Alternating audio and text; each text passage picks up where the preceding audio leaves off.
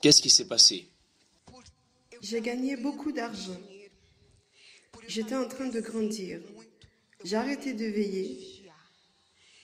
Ma vie était bonne. Elle était parfaite, parfaite. Il y avait eu une campagne d'Israël où Dieu m'avait demandé de sacrifier. Et j'ai dit non, je ne veux pas sacrifier. Je n'avais pas sacrifié. Premièrement, parce que je n'avais pas de problème et tout était tranquille. Dieu m'avait demandé 10 000 réals et je n'ai pas sacrifié. Je ne suis pas allée sur l'autel. Et alors? Et après ça, c'était la pire chose que j'ai faite dans ma vie. Car évêque, en peu de temps, ce temple qui était construit s'est démoli. Premièrement, mon mari est sorti de l'église. Après, j'ai commencé à avoir peur de venir aux chaînes de prière. Et j'étais ouvrière. J'étais élevée ouvrière à cette époque. Je ne venais plus dans les réunions de délivrance, car j'avais peur du diable. Et là, je ne conseillais plus le peuple. Je ne me préoccupais plus avec mon uniforme.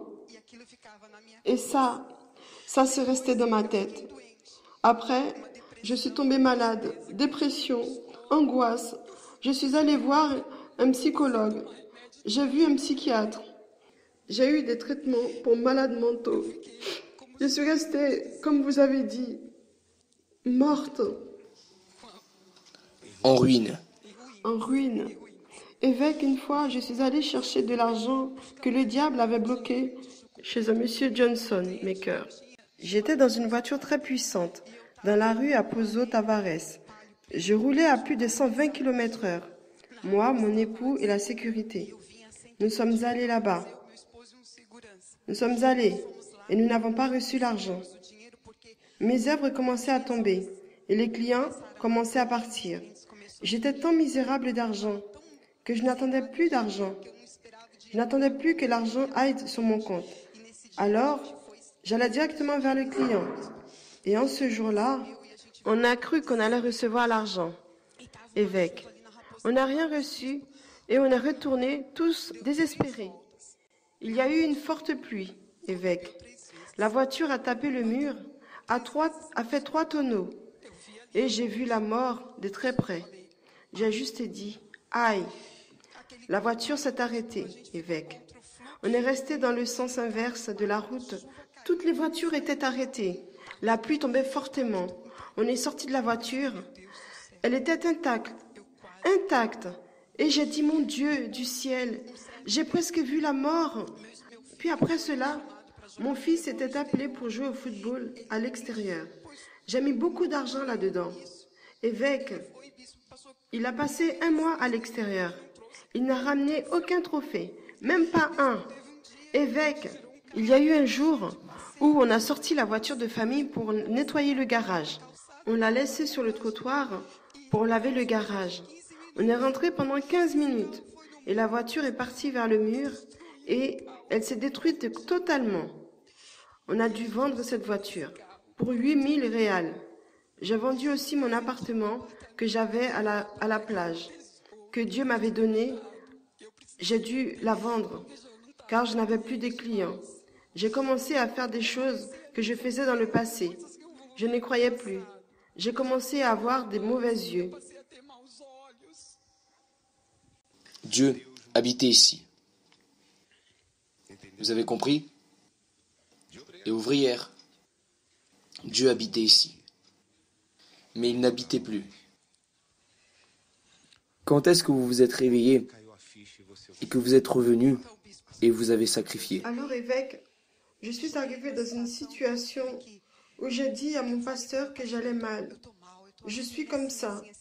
J'ai besoin de sortir pour l'amour de Dieu. Il m'a comprise et m'a orientée et m'a dit, va, prends soin de toi.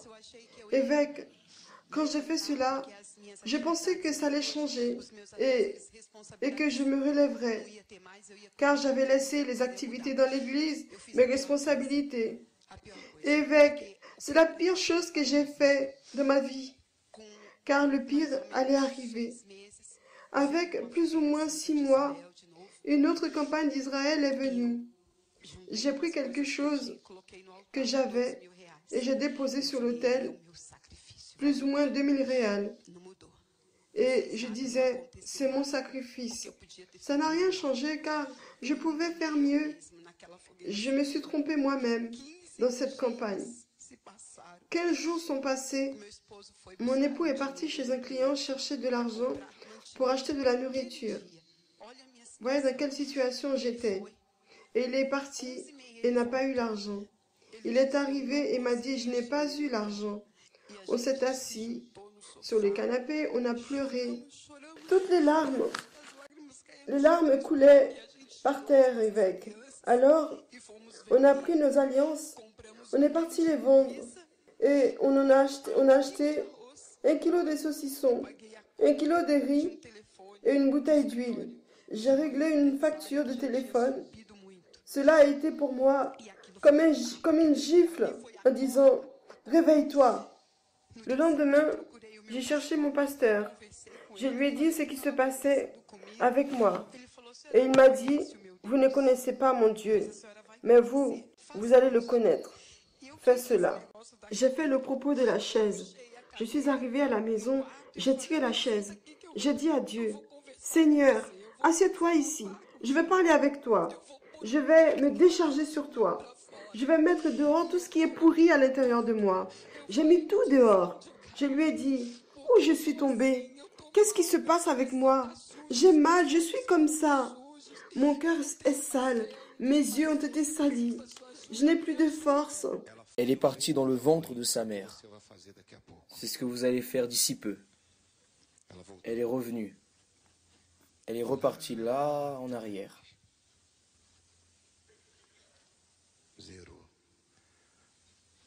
Elle a tout mis dehors. Elle a reconnu. Et alors? Et alors, lors de la campagne d'Israël, j'ai commencé à penser où j'étais tombée. Dieu me l'a dit dans cette campagne. La campagne est arrivée, j'ai pris mon enveloppe. J'étais moi-même l'enveloppe. J'ai sacrifié ce que Dieu m'avait dit de faire dans le passé. Ce que je n'avais pas fait. Je n'avais pas de conditions. J'étais dans le moment le plus difficile de ma vie. Je n'avais pas de conditions. Mais j'ai engendré 10 000 réals. Je l'ai engendré. Et quand est arrivé le jour où je suis montée sur l'autel, j'ai vu par la foi que Dieu m'attendait. Ce jour-là, sur l'autel, Dieu m'attendait. Le Dieu que j'avais laissé il y a 3 ans, il m'attendait. Il a eu miséricorde de moi. Il m'a donné une nouvelle opportunité. Je l'ai saisie. Et ce jour-là, je suis montée. J'ai mis mon enveloppe entre les mains de Dieu. Ma fidélité sur l'autel. Ce jour-là, mon cœur était propre et mes yeux ont été propres. Et quand je suis descendue, évêque, ce jour-là, le miracle est arrivé. Quelques jours après, j'ai signé un contrat de 100 000 réals. J'ai payé toutes mes dettes. La paix est revenue dans mon foyer. Mon mari n'était plus arrogant. J'ai repris l'évangélisation. J'ai été orientée. On m'a dit retournez, reprenez l'évangélisation. Préoccupez-vous des âmes et Dieu va faire le reste. Préoccupez-vous avec les âmes et Dieu va faire son œuvre. J'ai commencé à évangéliser, à prier. Elle a commencé à allumer l'encens. Elle a commencé à allumer les lampes. Et elle a commencé à allumer le chandelier. Elle a commencé à laver le temple. Elle a commencé à offrir quoi? Des sacrifices. Et le temple qui a été détruit s'est rebâti.